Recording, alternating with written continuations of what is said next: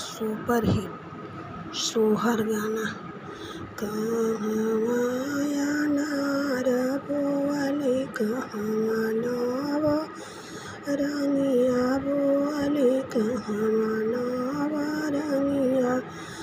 बोअली हो बहिनी कहवा ही बोअली गुलाब त कहवा मधुपी परी हो बहिनी कहवा ही बोअली गुलाब त कहवा मधुपी परी हो दुआरे अनार बोअली अंगने नवा रंगिया बोअली अंगने नवा रंगिया बोअली हो बहिनी हो बारी में बोअली गुलाब खिड़किया मधुपी परी हो बहिनी हो बारी में बोअली गुलाब खिड़किया मधुपी परी हो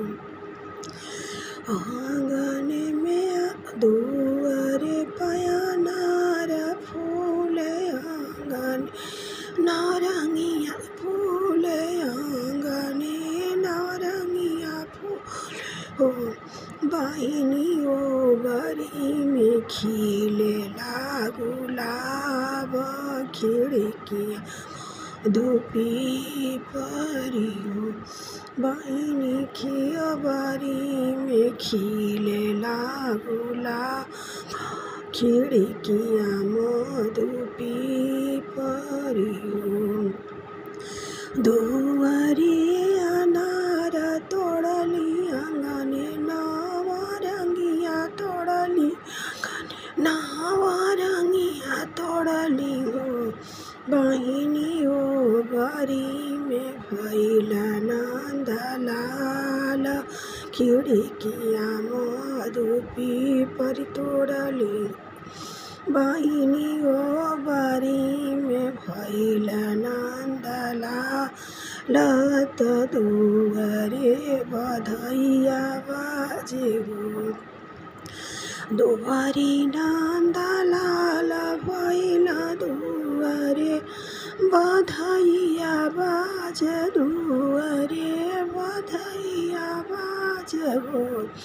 बहिनी एक गोरे नाचले नदिया तपियावा मोर मिठैया बाट गो बहिनी एक गोरा नाचले नदिया।